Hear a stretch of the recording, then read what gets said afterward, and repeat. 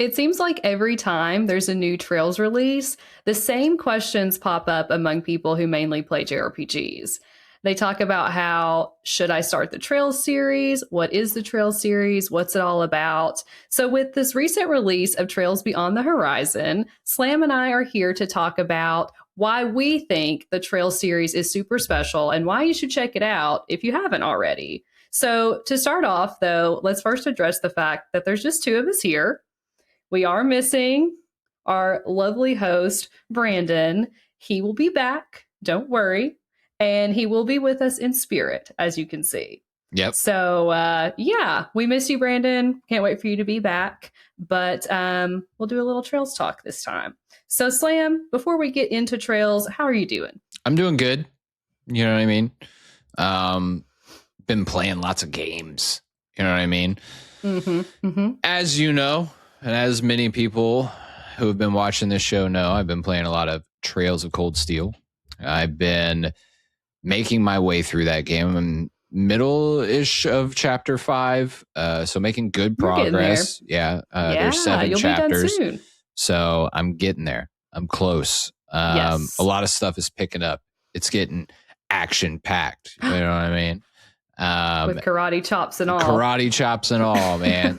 And I'm really enjoying it now. I feel like it was a really slow start. And there were parts of the game where I was like, man, is this going to pick up? And then it feels like it's going to pick up, and then it takes a break from picking up for a really long time where you're like, just get me back in there.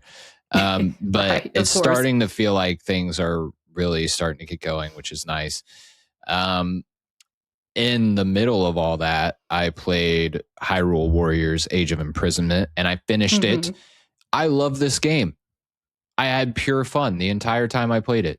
I spent probably around 20 hours, and you could easily spend like 50 probably, because there's like so much like side stuff and grinding and like all these crazy side missions, and even a bunch of characters you can unlock that a few of them I still haven't unlocked. But the story is really, really good. And that's what I play the Hyrule Warriors games for, because it's like it just adds a little bit of context to the Breath of the Wild and Tears of the Kingdom games. And I felt like this one's story was really, really good. The main criticism that people have is it's just elaborating on a story we already knew when it tells it through Tears of the Kingdom, right? So it's like basically just building on those flashbacks we already saw. But that's like exactly what I wanted it to be, kind of. Yeah, just adding more context to certain moments. Because when I played Tears of the Kingdom, I was like, oh, I want more of that. Like, I want to know more about what happened. And it really does add to that. And I thought it was really cool. I enjoyed the characters. I enjoyed the depth of the story. And the moment-to-moment gameplay was really fun. And guess what? It actually runs really well. It runs so smoothly. It's so good. Like, you can play this game start to finish, and it's like just flawless in performance, which is a feat in and of itself. So I was very happy about that. That's good to hear. I know that the Warriors games in general have kind of been hit or miss in terms of performance on the Switch, and especially some of the later ones were not great. So this seems like a good step forward for how they'll be on the Switch 2 from here on out. So glad to hear it, and glad to hear that you enjoyed it. I had a friend at work play through it recently, and he was really into it and was like trying to get me to play it. But I do wonder if it's one of those things where it's like, you really should play Breath of the Wild and Tears of the Kingdom first. Is that correct? I do think you should. I think that you're going to get so much more out of it if you do. Just having that added, like having this be the added context to that instead of the reverse really makes it a better game experience, in my opinion. Okay. Well, good to know. Well, I'm glad it was fun. I'm glad it was kind of more of like a contained experience. I feel like we play so many games that are so long. And, it's good to break that up with a shorter experience or shorter game every now and then. So very cool. I've also been playing a lot of Trails. I know that could be a shock to anyone listening. I'm appalled. No, not really. I'm sure, right? So surprised. But I'm still going through Trails Beyond the Horizon, which is the most recent Trails game that released. I'm almost done. And I certainly feel like at the point that I'm at now that there's a lot of things happening. This is definitely kind of the entry where everything that Falcom kind of like laid the groundwork for in Daybreak and Daybreak 2, like it's all starting to make sense. And I definitely get the feeling that they had all of this planned out before they even released Daybreak, which is good. I feel like with the Trails games, like you kind of get that sense where it's like, oh, wow, they knew exactly what they were going to do before they even wrote this whole arc. So I'm super excited to see how it ends. I've heard that the ending's pretty crazy. And so I'm just ready to get there so that I can understand what everyone's been talking about. But yeah, it's super solid. And I also think that it kind of represents a turning point in the series just with how it's connecting to all the games and kind of just taking some themes that we've seen before and providing some answers to some questions that have been pretty recurring throughout the season. I don't want to spoil too much, so I'm being vague, but like, I just wonder where they're going to go after this game. It's going to be interesting to see. So, yeah, a lot of fun. I can't wait to catch up. Oh, man. You'll get there. You're making good progress. Like, I think that this series is a tough one to play just like back to back to back. So, you know, just play it while it's still fun, but take a break if you need to take a break and you'll get there. Yeah. It'll be there when you're ready. For sure. I mean, I've almost finished the first game before the end of the month. I know. You know, I mean, I probably will finish it before January ends. So I think you will. You made good progress. And like we were talking about a little bit in the pre-show, like you've kind of hit like and completed the longer chapters. And then the ones at the end are a little bit shorter, a lot more like action going on. So I think once you get there, you'll just want that momentum to continue and just finish it. So yeah, that's what I'm hoping exciting. For. Loving it. Mm-hmm. Cool. Well, while we are talking about Trails, let's just segue into more Trails. So this episode, we just kind of want to touch on like, what is the Trails series? Why is it special? Why is it important to us? And why do we think people should play it, especially just with so much interest kind of circling around new releases? Because we had first chapter fall of last year. We've had Trails Beyond the Horizon kind of first thing this year. But really thinking back on it, we've had a consistent stream of Trails games since like 2019. Yeah. At least that's what it feels like to me. Like once we got Cold Steel 3 and 4 from NIS America, then we got the Crossbell games, then we got Reverie, Daybreak 2, and then First Chapter Remake. Like it's just been like very consistent. So there's a lot of people jumping in to the series now because it's just very hard to avoid, especially if you're a JRPG fan. So I think just to kind of start out, why don't we both share a little bit about how we got into the series and what really stood out to us when we first started playing. So Slam, tell me a little bit about your first experience with Trails. Sure. So I actually had my eye on this series, I think, on Cold Steel. And was it the PS Vita?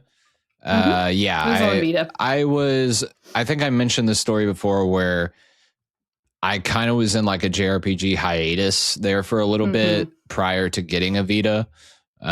Where the PS3 just didn't have as many JRPGs as I would have liked. Came from the PS2 where there was just a ton of them, in the PS1 where it was pretty much all I played.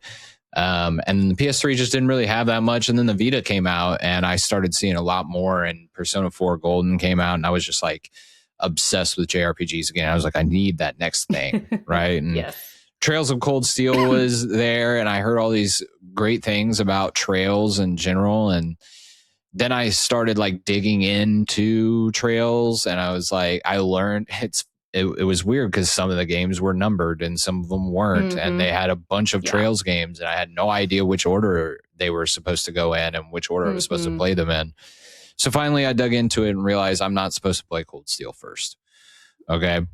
And so I put it off for a little while, but eventually I went and I played Trails in the Sky, the FC, and I played that. I just started that maybe a couple of years ago. So I want to say like probably like 2.5 years ago at this point, maybe. And I became totally hooked, completely addicted to Trails in the Sky, and to the point where the cliffhanger at the end of Sky first chapter, which if you've played the remake at this point, you understand. that like I immediately, like my next game, I like went to bed, finished first chapter, I woke up and played second chapter. Like that is the way. I couldn't not know what was going to happen. So then I went into second chapter and I liked second chapter even more. I was like, this is an even better game. What? Yep. How's that even possible? So loved second chapter, and then went into Trails in third, played those all back to back to back. Yeah. Like almost like those were all just like one game for me. I can see that for sure. And the third was so different. And it's definitely necessary. I know that there's some people out there that say that it's kind of not, and that maybe you don't have to play it, but I feel like it just wraps up so many storylines, and then like you got to play there's so much foreshadowing into what happens in the next arc. And then the next arc references so much of what happens in the third, and you're just like, if you don't play the third, you're missing out on so much. For sure. Definitely. But after the third, because it was so different, it was like the end of an arc. And I can't remember if Zero was available yet. When did that one come out on Switch? That one, let me see. I think it was 2020. Oh, goodness. Let me check. I'll just pull it up because I was looking up some dates anyway. So it initially released in Japan in 2010. Yeah, I knew. And I think it was localized in 2022. Right. So maybe, this is kind of like laying out when I played the Trail series then. So it was longer than 2.5 years ago when I picked up FC. So this was right around the time where Zero was about to come out and hadn't come out yet. Gosh, that was like 4 years ago. I can't believe that. Yeah, I know, it's crazy. And I'm like, and I was sitting here thinking, it's not out on the Switch yet, but it's coming to the Switch. Like everybody knew it was coming. I think it even had a release date at that point.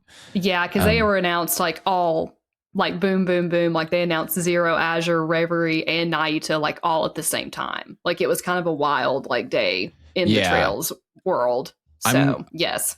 Did it come to Switch later than PS4? Not in the US. So in the West, they all released at the same time. Got it. It was basically ported to PlayStation, Switch, and PC, localized, all simultaneously. Like that was what NIS America wanted to do to make sure that it could get just the biggest like pop that it could. Yeah. And I remember reading the Switch version was going to be the better version or something like that. So it was compared to the PS4 version. Yes. So the Switch and PC versions are the better way to play because of optimizations that it received from PH3, which is a company that's helped port the series to PC for several years now. Yeah. So I waited for the Switch version. I took a break for a while after the third. And then, eventually got to Zero and Azure. And maybe that was a couple years ago. And then for sure. Azure ended up being and still is my favorite Trails game. So good. So good. So for me, it was a little bit different. And I applaud you for doing your research because I didn't. And I started with Cold Steel, which is like kind of blasphemy in the fandom at times, depending on who you talk to. But I had just finished up playing vanilla Persona 5. And I was looking for just kind of similar experiences. Like I remember just like pulling up a random website article that had like games like Persona 5, and it was just like a list. And Trails of Cold Steel showed up, and I looked at it, and I kind of looked into it, looked at the character art style and kind of the premise, and I was like, oh, this looks really cool. And the timing really lined up because it was when Xseed ported Trails of Cold Steel 1 and 2 to PlayStation 4, which was back in 2018. So like it was at the perfect time for me. Like that was when I picked them up. Yeah. And I was like, oh yeah, that's perfect. I can play it on PS4. Like this is a better version. I can just start it. And played through all of the Cold Steel games and then went back. After I had played those games, I started to realize like this series is a little bit bigger than I expected. Yeah. So went back to play Sky. Played all three of those kind of like you did, where it was just like one right after the other because they were all available on PC. Yep. So I was like, I'm just going to play them back to back. Like, let's just knock them out. And then it wasn't long after that I think we got Crossspell. And then we got Reverie, which happens after Cold Steel 4. And then we've got the Daybreak game. So it just kind of like all snowballed together. But when you were playing it, like for the first time, what kind of stood out to you as far as like, oh, wow, like this game is special. Like this separates it from other JRPGs that I've played. Yeah. So for me, I'm a huge anime guy. Like I grew up with anime. I've watched most of One Piece and have been like obsessed with that for basically my entire life. Dragon Ball, Dragon Ball Z. Like I've been really into anime for a long time. And I think that a lot of JRPGs, they try to be like a substitute or an adjacent interest to anime. But for me, they've always felt like two very different things. Like I want certain things out of my anime that I don't really ever get in my JRPGs. And a lot of that is like long form world building, lore, and like stuff that happen, like setups for things that happen 50 episodes later. You know what I mean? Sure. And then it just blows your mind. And Trails does that in a way that just no other JRPG series does. And they do it by, I remember the very first Trails game, FC. I remember playing and learning about the bracers and kind of getting introduced to the whole like flow of things where you're like taking on these, you're trying to become a bracer, you're taking on these missions and things like that.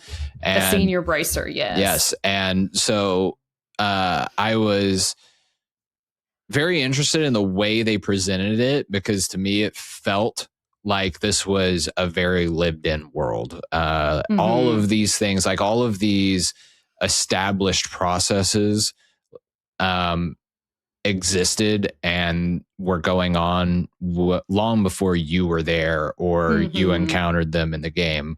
Whereas a lot of JRPGs, especially, PS3 era and even previous, like prior to that, everything was just set up for you to interact with and for you to be there. And this is just here for the player, right? Whereas Trails just felt really different in that respect. And it did feel like there was, as someone who's watched a lot of anime and stuff like that over the years, it did feel like, yeah, this is building up to something completely insane. Like, I know that we're going to get some good solid payoff here. And if we don't, I'm going to be very disappointed, but we did. What's the point of all of it? Yeah, we did. See, because that was the thing. I was like, there's a lot of like talking and story buildup and background and foreshadowing and a lot of lead in things where they're hinting at stuff that's going to happen or build out or be explained more in detail later. And I was thinking, if that doesn't happen, there's no way that people like this game. You know what I mean? Right. Because there's just so much building up to it. And it does pay off. And the way it paid off was just like, and it does so, and it's not just to the end either. It's not like you just have to wait for the payoff at the end. Like first chapter does a great job of like drip feeding really big twists and, character moments, every chapter or so, where you kind of feel like at the end of every chapter and first chapter is like, wow, that was awesome. That could have been a game of its own. You know what I mean? So yeah, that's kind of how I fell in love with it. And then the ending was crazy. And second chapter was somehow even better. And I'm like, what, how did I not know about this series? How have I not played this yet? So yeah, that's how I got into it. Gotcha. Yeah. I think that's so cool to hear because it does bring up one of the aspects of the series that's very special, which is its world building. And I think Falcom, since the beginning of the series with Sky First Chapter, has been very intentional about how they craft their world. You can see that through like small details, like with the NPCs. So like if you're not familiar with Trails, one of the main things that you'll notice is that there are a lot of NPCs and they say a lot and their dialogue changes throughout the game as well, so that you can kind of see their own little character arcs. Like begin and then complete as you go through the game, which not everyone interacts with that. It's a lot to do. It's a lot to talk to every single character and like every single town, and like unless you're super invested in it, like it's not necessary. But I find it so special to just kind of see the care that they put into that. So in that sense, they like develop their world in very like small ways. But then they also, like how you were talking about, like there's a little bit of lore. Like every time you finish a chapter, at the end of the chapter, you get another clue as to what might be happening in the major story. And I just feel like they must have had like a lot of this story planned out from the very beginning, because how they're able to connect it all so seamlessly and so like perfectly and intentionally is just so impressive. Yeah. And I sort of started picking up on that in Cold Steel. I was just like, wow, there's a lot to this game. Like there's a lot of lore surrounding what's happening. There's just a lot of characters. There's a lot to absorb. And I felt like it kind of hit me immediately, just like how much care and attention to detail is put into it. And you don't always see that in JRPGs, especially like with NPCs. Like sometimes they'll just like say like silly things that won't matter. Yeah. But in Trails, like it does matter. And it's just cool that they put so much thought into it over time. So kind of speaking on that, like as far as the story goes, like what do you think, how do you feel about how Falcom handles like the stories within Trails? Like I guess like, and what I mean by stories is kind of just like the overarching narrative of the mystery surrounding Zemuria and like the different things that you kind of figure out as you play through the games. So I think that I'm in the middle of, I'm almost done with Cold Steel right now. And I do think that I'm seeing quite a big shift in how the overarching story is handled and playing out. Right. Okay. And whenever I was with the Sky trilogy, I did feel like these games were so connected, very much one game. And then Zero and Azure, a little bit different, because I felt Zero, and maybe you and I talked about this a little bit, I felt Zero kind of like resolved a lot of things a little bit and didn't end on this like massive cliffhanger.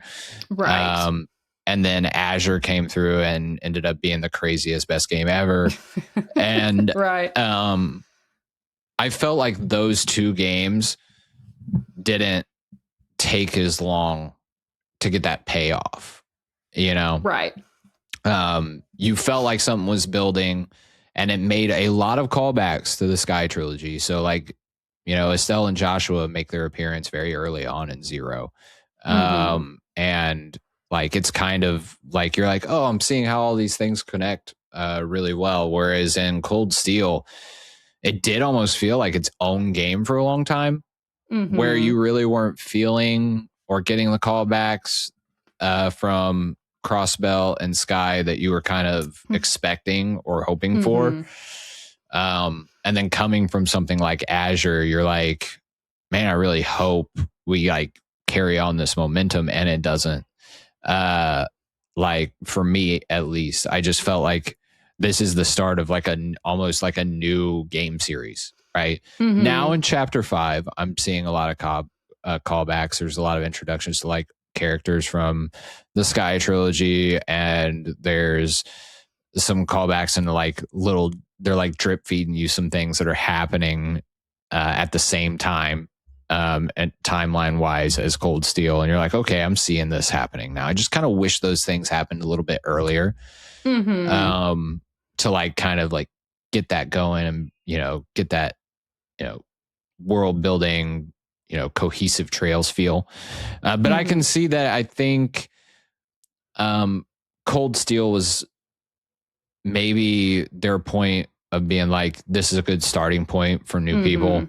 And I think so. That would make sense too, because, you know, I didn't know about Trails until I saw Cold Steel, and you started with Cold Steel. And so, you know, it kind of makes sense where it's just like Cold Steel had this like more mainstream appeal, because maybe it was that little bump and, you know, visuals and like the whole shift and Mm-hmm. you know, how everything looked and felt gameplay wise. But yeah, I feel like it's really well done. The payoff is good. I can't say that Cold Steel hangs on to that because I don't know yet. Right. I've only played through most of Cold Steel 1. Right. Yeah. And I have my opinions about it so far. I like it. So far, though, it's my least favorite Trails game. Okay. I think that's okay. Yeah. That's all right. So far, it is my least favorite. It's still great. Still having a good time. I played it for almost 50 hours, and I've probably got like 20 more to go. But that's safe, yeah, to say. But I just felt like first chapter nailed that, like, you know, this is what we're about. This is the introduction of those characters. This is the pacing, you know, like, it nailed all those things really well. And I know some people played the remake and thought like it was slow, and I just can't, I don't see it. I don't either. I don't see the slowness in first chapter, like at all. Yeah. But, and I thought Zero kind of felt like its own thing. You know, I didn't feel like that one was all that slow either. Like a little slow, but not significant. And it was also a bit of a shorter game too, compared to some of the other ones. It is a little bit shorter. I think it's kind of like in the same length that first chapter is. Yeah. Like they're about comparable, I would say. Yeah. So yeah. I think you brought up some good points. I think just to provide like a little context too, like if maybe someone's listening and they don't know a ton about the Trail series, essentially it's one long, like interconnected series. And then there are arcs, kind of like how an anime works. Like that's kind of where that comparison comes in. So you have like the 3 Trails in the Sky games, which comprise like one arc, but their story continues and like the overarching story continues as the Trails games continue. So while they may have a different main cast and they may take place in a different like country within the continent of the overall setting, it's all connected by like taking place on the same continent, and it's all connected with like its overarching mysteries. So that's kind of like how the Trail series is formatted, I would say. And I think you're right. I think Cold Steel was kind of intended to be a refresh for a lot of people. I think Falcom, with each arc, they try to make it accessible for new players because they don't want to just kind of like gatekeep people out of it. Like they want people to be able to jump into it and enjoy the story. But as you have a long interconnected story, it gets tougher and tougher as you go because you're kind of expected to know more. Yep. So there is value in starting at the very beginning with a series like this. And the payoff is worth it. I think the Trail series is really special with that in particular. Like I've heard people say that it's slow at the beginning. I've heard that first chapter's slow. I've heard that the first Cold Steel game is slow. And I think that's just one of those things you have to expect because there is a lot of buildup. There's a lot of like setting the stage for certain things to happen. But if you're able to deal with that, and if you know going in that like that's what's happening, then it makes the payoff really sweet once you get there. So I would encourage folks, like if you haven't, or if you've tried the Trail series before and you weren't really sure and you weren't really vibing with it because it was slow, I would just encourage you to kind of like maybe keep going and see if it kind of pulls you in a little bit more because it's worth it. Yeah. All of that time at the front is definitely worth the time invested to when you get to the part where it all pays off. So yeah. So another really strong aspect of the series, I think, beyond just the world building and beyond the setting and kind of how it's all connected, would be the characters. Yeah. So I thought it would be cool to just talk a little bit about some of the characters in the series and why they're so special. Yeah. So yeah, Slam, what's a Trails character that's really made an impact on you? Okay, so I mean, I could go with the obvious ones, and that's Estelle and Joshua, Olivier, Shara. Like I love the Sky trilogy. We talked about the Sky ones like very recently, so I could see that. I love the Sky characters. I love that trilogy, and I still think I think it's gonna be hard to beat. I don't see myself going through any of these arcs down the line and being like, this is better than Sky. Honestly, a lot of people feel that way. Like if you go through the rest of the games and you're like, man, nothing like touches the Sky cast, like you are not alone. Okay. I personally feel that way. I know Cam from Party Chat feels that way. He mentioned the same thing about the Sky cast, and there's several Trails fans that I've met that have felt that way. But go ahead. Yeah. So I'll go into Cold Steel a little bit because that's the one I've been playing like a ton of lately, and some of these characters have really started to grow on me. I like Reen as a protagonist a lot, and I think Reen, if any protagonist was going to rival that of Sky, like I'm feeling like Reen he's getting up there. He's starting to get a really solid backstory. Things are starting to unfold for him, and genuinely, I just like the guy. You know, like I think he's a well-written protagonist. He's not super formulaic. He's not overly tropey. I know that we're going to be with him for a while. You know what I mean? So like, I'm excited to see how things unfold for him. I think that Emma was somebody I really liked a lot. You know, they keep the thing about Cold Steel, and Brandon's going to hate this about this game, is that they'll like go really hard into some character development for Cold Steel with like one or two characters, and you're like starting to like learn a lot about them, and then they like those characters like disappear for a long time, and you almost like forget about them. Like you're like, oh yeah. Oh no. You know, like, because we were in chapter 4, and I'm not going to spoil anything story wise, but structure wise in Cold Steel, you get divided up into teams a lot. So they do this so you'll like interact with specific cast members more throughout the story. But when they do that, they split off the rest of the cast into somewhere else off screen for hours and hours, and they don't make an appearance. And chapter 4 is a really long chapter, and so you're learning a lot more about characters that had disappeared previously. But I was like, right before chapter 4, they were starting to build up on like Emma and some things that were going on with her in the schoolhouse, and I was like really interested in that. And then bye. You know, now see you several hours later. Like, all right. Exactly. I was like, oh, what's going on with Emma? There's this freaking cat, and there's something fishy going on with the cat, and I don't know what. And then there's the schoolhouse, and then Emma was doing some stuff in that regard.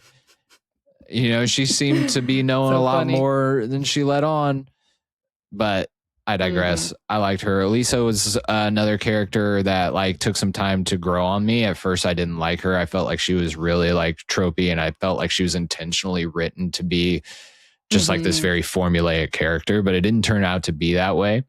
Her backstory is really well done, and it unfolds in a way that like I really enjoyed. And then I really enjoyed seeing the back and forth between her and Reen. And yeah, Laura was somebody that stood out right away. Like, because something I do really like about Cold Steel is right when you jump into the game, it throws you into the combat and isn't like heavily tutorialized, and you're just like boom, boom, like action packed stuff is going on. And you're like, I love it when games do that, because then when you do get to the tutorial, you can be like, oh, I can skip this, or I need to know more about this, right? Yeah, I love that. And Laura was like a powerhouse, bro. Oh, she's one of the most busted characters in Cold Steel. Dude. Like, just always make sure she's in your party if like you can do that. Wreck everything. She's like, great. She hits like a truck. Dude, her power is insane. Yeah, loved that. It's great. And I loved the dynamic between her and Faye. And I just found that she's a really interesting character, but I don't like they haven't really gone too into depth yet with her. And I'm not sure if that is later in the game gonna happen, or if that's just maybe later in the series. But I'm really interested in her and her character, learning more about her. I did not like the voice acting for Laura at first. That's so interesting because it's Marisha Ray and she's great. Yeah, I just felt like the voice didn't fit the character. Mm-hmm. But I've changed my mind on that, actually. Oh, okay, good. So we probably get like a rough comment from Stacy if you didn't change your mind because he loves Laura so much and he loves Marisha Ray. No, so. I totally changed my mind. I think it was because at the beginning Laura is like very much like schoolgirl.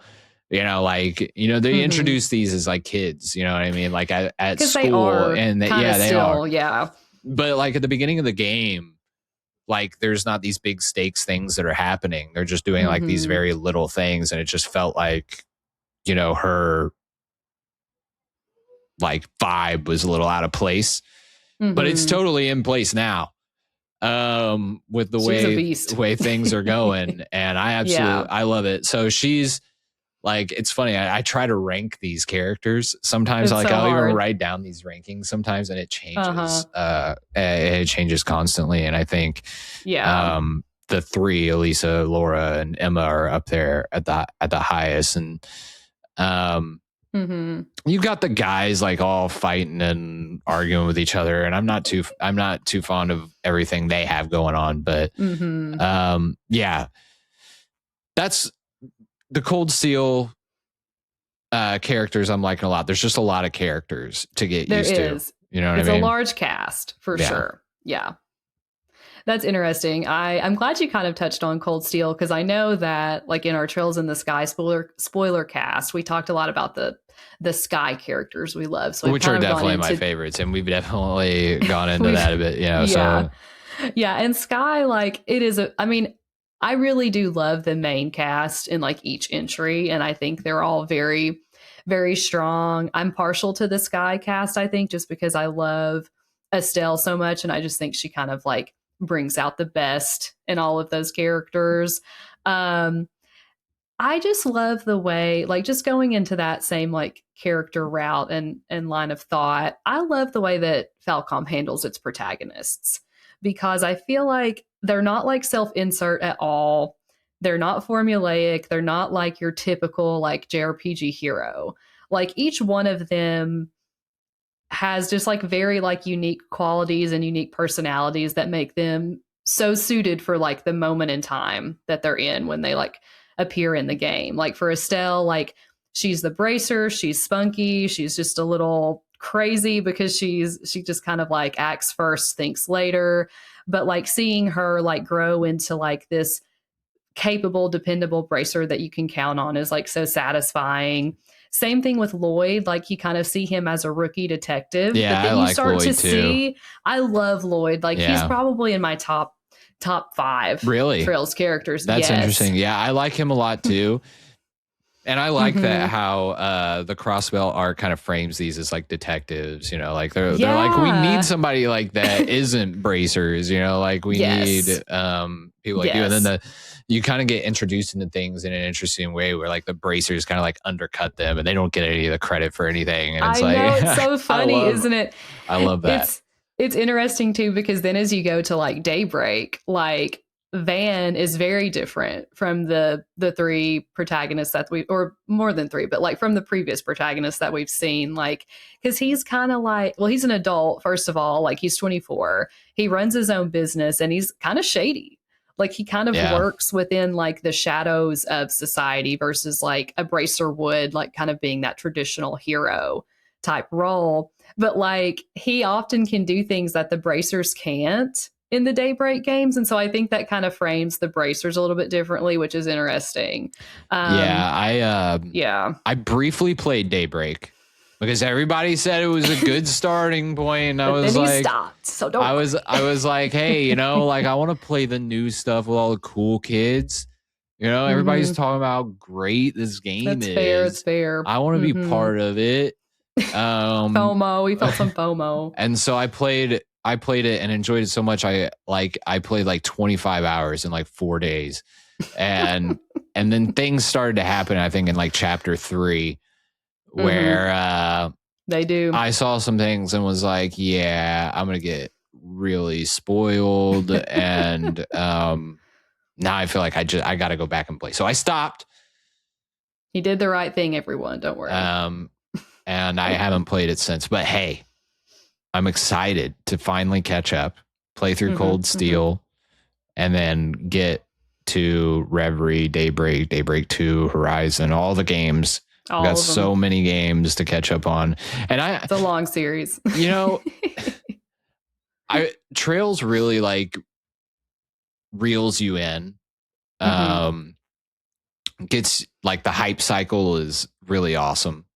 For sure. And it hasn't stopped. Yeah, I know. Like for several years, which I think has helped the series because like, you know, there's always a game to play. And I'm finding that the two hype cycles are different, right? We got the first chapter and second chapter remakes, which I can't wait to play second chapter again and play that remake. I loved first chapter so much, and the second chapter is even better. So better. Yeah. And I can't wait to see like kind of some changes that they could make to like the combat and gameplay mechanics too as well to upgrade from first chapter. But I'm noticing like the hype cycle is very different because the remakes, everybody's excited. Tons of people are excited to like finally get into the series, right? And I think almost the remakes are almost, you know, preventing Brandon from going and playing the originals, right? And getting caught up. You know what I mean? Because like, why play them if there's going to be like this shiny new remake? And who knows after second chapter, what, you know, the third might come out next year, but what about Crossbell? That might come out way later. Yeah, I don't know. It's interesting because I think Falcom's in this weird situation where like they took the time to remake Sky, which was definitely a good move. Definitely like smart because it's going to just increase the fan base exponentially. Like there's going to be people playing this game that have never played a Trails game. And hopefully like it really pays off for them. But they have to balance like the remakes for the older games, which can use a visual and, you know, gameplay upgrade, right? I think like, you got to go at least through Crossbell. I would love Crossbell remakes. Oh my God. Zero and Azure. I think they will. I think they will because they already like have done some of Crossbell in 3D because of like future Cold Steel stuff, which I won't say any more about. But I think they will. I just think it's a matter of like balancing out the remakes with the new entries because they also want to keep like the caught up fans engaged too. And like for me personally, like I'm going to play all the remakes and I'm excited about that. And like, I don't mind if they take the time to do those, even if it takes the newer entries a longer time to come out. But there are a lot of Trails fans that are just like, no, I want the new games. Like, I don't want to play the remakes. Like, I just want to know how the series ends. And so I think that's just kind of a tough thing for them, but hopefully they can find a good balance because there's just like kind of two audiences now that they have to appeal to, which are like the new Trails fans and then the ones that have already played through the series that are just trying to like, they just want to see what's next. Like, what's the next chapter going to be? I'd be happy if they slowed down on these new releases so I could catch up, dude. I know. And honestly, they have because looking back, like Daybreak came out in 2021. Or at least it did in Japan. And then Daybreak 2 came out in 2022 in Japan. And then they took a little time and then Horizon came out. And now Horizon's been out in Japan for a couple of years now, and they focused on the remake. So they have given themselves a little bit of space. Like, I don't know if we'll see the new entry, like whatever comes after Horizon this year. Like, I think that's going to be next year, if I had to guess. So they're kind of spacing it out a little bit to allow time for those remakes and for other projects too, because, you know, they want to keep up with Ys. They want to be able to balance out that as well. And I think they also have a new Tokyo Xanadu sequel coming out at some point. Dude. So it's a lot. They are like killing it. They have so much going on. And I just hope that like the devs are taking care of themselves too, because it's a lot going on. Yeah, it's a relatively small team too. Mm-hmm. Yeah, smaller company, but they do amazing things. And I guess like keeping that in mind, like we talked about kind of how they handle the world building, how they handle the characters, which are very much like unconventional with compared to like, you know, your normal JRPG protagonists. What stands out to you just about maybe the gameplay? Because that's not something we've touched on just True. yet. It's a good point. Mm-hmm. I like the combat. I like the, orbital system and the arts. I think it adds a lot of layers to just a basic turn-based system that keeps things quite interesting and customizable to a certain extent. Mm-hmm. I also like how those elements kind of feed into the main story. Mm-hmm. How Yeah, for sure. everything runs on, that energy, and it's just, yeah, it's just really interesting how they kind of weave all that stuff together. But in terms of like the old school grid based combat, I liked that a lot. It felt classic JRPG to me. Stuff like a cross between like a turn based and tactics game a little bit. And then with Cold Steel, they kind of opened things up. It was less grid based. Yeah. And it's more of like you just can move around a little more freely. And I honestly felt like there was some point. I found that I shouldn't grind too much in Cold Steel because if I do, everything's way too easy. Like I think in chapter 4, I did a lot of grinding trying to get some of my arts up and then like making some of the boss fights easier because I hit a couple skill checks where I was like, that didn't go as well as I thought. But then now I grind to a little bit too much, and then like you kind of just don't even really need to do anything but like attack and like a couple of crap, especially if you have Laura in your party. She just takes everything out. You can use exactly. But I do really like how each character has their own strengths and how the story kind of weaves into the gameplay mechanics and how everything exists for a reason. There's like literally lore behind every element of the game, which I really appreciate. As far as preference, I do prefer, I think I like the first chapter remake and Daybreak combat a lot. I really enjoy those combat systems. I think it takes elements from the old school grid based stuff to like some of what Cold Steel does and makes for like kind of a perfect little JRPG combat system, to be completely transparent. But yeah, if I had to pick between Cold Steel and like the old school games though, I think I'd pick the old school games. I think I like the combat system there a little bit more. I gotcha. I can understand that. I do want to touch on a point that you mentioned about just kind of how it's very intentional and how it weaves into the story. One of the like cornerstones of Trails and its lore and kind of what it's built upon is how quickly like the orbital technology allows technology to advance within the series. Like if you've played several of the games, you'll know this. Like in Trails in the Sky, you see Liberl, it's more of kind of like a rural country. Like there's not like a ton of like crazy technological advances. But by the time you get to Daybreak, like everybody has cars, everyone has a cell phone, which includes kind of like your combat orbment within the phone.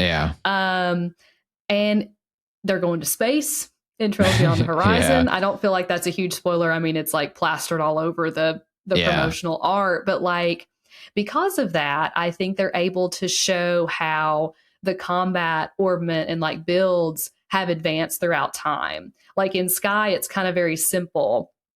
And then when you get to Crossbell, you get the master quartz. And then in Cold Steel, it increases with like the master quartz and how you can like kind of set specific arts and abilities with the quartz that you have. And then in Daybreak, it's like probably my favorite system where you equip different quartz that like can allow certain stat boosts or certain abilities. But then if you add up like certain elemental values, you get shard skills. And these skills can like, generate HP, they can, buff your strength, and they can activate like almost immediately in battle, which kind of like gives you all these really cool buffs. But I just love how they've been able to kind of like advance the combat and advance everything within these systems to fit with that overarching theme of like, oh, technology's expanded. So like now all of these things are possible. Yeah. Because, you know, in Daybreak, when you get to that hybrid system, like there's just so many things happening. Like I'm doing the Horizon combat right now, and I'm just like, there's just things happening everywhere that are just so much fun. Like you can like, yeah, I've seen gameplay like, videos of it, and I'm just crazy. like, wow. Like there's certain things where like you can like boost and attack 2 times in a row. You can issue shard commands, which like can give you buffs for a certain amount of turns. Like I just love how the systems and like, I guess just the different combat elements have evolved over time. Like they really are so good about introducing something new in each game. Like it never feels the same. Yeah. And I don't know how they're going to add more to what they already have in Horizon, but I can't wait to see it because it's just so crazy and it's fun. So I just think that it's just another example of just how intentional they are in what they do when they create these games. And that's really special. Yeah, for sure. I definitely agree. Mm-hmm. Yeah, it makes me want to like get off this podcast and go play Trails. You know what I mean? You can do that. Like you still have plenty to go with Cold Steel. But I think we've touched on a lot of the different aspects of these games. World building, character story, gameplay. Are there any other like key elements that you find special? Or maybe it's better framed like this. If someone's watching and they've never played a Trails game, what would you say to kind of like move the needle to where they might consider it? Okay. If we haven't convinced you yet. Right. Because clearly we like these games a lot. It might be a little obvious. The music slaps. That's right. The music. Oh my gosh. I can't believe I forgot the music. I'm so glad you said that. As soon as this game boots up, all of them. I mean, and they all have their own vibe. You know what I mean? Cold Steel almost has like this more like rock kind of like aesthetic to it, you know? Got the electric guitar like motifs in there for sure. And then Sky has like this much more laid back kind of relaxing kind of, you know, almost calming kind of music to it. And I'd say Crossbell is somewhere in between. It's got a little bit of mixture of both, in my opinion. It's got a lot of synth going on, and I feel like they kind of want you to feel like you're in the city. And like you're in the city, like high tech type stuff. Yeah. But the music slaps, so like the battle themes, the opening themes, the like even the theme that's just playing while you're like roaming around doing random stuff. It's all good. It's all really, really good. So just know top to bottom, these games are really great. And if you're into storytelling, if you're into like world building, like let's say you're a lapsed reader. I used to read a lot, actually, believe it or not. But now I spend most of my free time kind of just playing video games. For sure. And occasionally watching movies. And Trails scratches that itch for you. Because it's got a lot of build up and character development. It's well written, and the payoffs are very similar to that of something like a really long book where like you get to the end of it, or a series of books, right? Like, you know, where you get to the end of one book and you're like, oh man, I gotta read the next one. You know what I mean? Yeah. So when is it coming out? Yeah, exactly. Yeah. So I would say there's so many elements that could draw you in. And I think each individual looks for something different in games. And I think that there's kind of something for everyone here. I think so. I agree. I love that. I love that pitch. And what I would add to it is just that these games are very relatable. And I don't think that's something that we touched on yet, but like, there's just so many instances that I've had when I've played this series where I see like a character's story, or I see an interaction, or you complete a side quest where you have to do this thing. And like, it's touched me. Like it's made me think about life differently, or it's made me think like, oh man, like I can empathize with this character. I've been through that. And like, I feel that pain, and I celebrate with that, like, maybe success when you see a character arc like reach its end. And there's just not a lot of games where I felt that way, where I really feel like you're just so connected with the story and the characters and everything that's going on. And you just feel like you're sad when like the tragic moments hit. You're happy when you're able to kind of finally beat that villain and finally get past like the trauma. Like there's just so many moments like that in this series that just make you feel. Yeah. So if that is something that you enjoy about stories, just about media in general, like if you want to experience something that's going to make you feel and that's something that you may relate to from time to time, like this is the series for you. Yeah. Like you're going to find that here, and you may not like every character and you may not like every like storyline, but there are going to be ones that touch you and you're going to appreciate the time put in. So that's what I would add to it, because truly like Trails is my favorite series, and that's why. Because every time I play it, I'm just like, I feel things, and I just love that it's just that like deep and that fun, just all in one package. So yeah, I would agree. I mean, you are talking to people that are a little bit biased here. We love Trails. I mean, like we really we don't love have Brandon here to like even out the whole thing and just be like, all right, guys, yeah. wait. to give you a little bit of insight, like I've complained a few times about Cold Steel. You know what I mean? Like I've been like, look, it's slow. I can confirm. I don't understand why this is taking so long to get to this point. And a lot of the time it's just because I'm ready to like learn more about this world, what's going on, these characters, and sometimes it does really take its time. And sometimes you'll encounter things in the game where you're like, well, that was questionable with what they did there. But the overall, like, why is that there? Exactly. The overall like package by the time it's said and done has always been worth it, in my opinion. I did take a really long extended break after Azure because I had played 5 games almost back to back. You know, like it's a lot.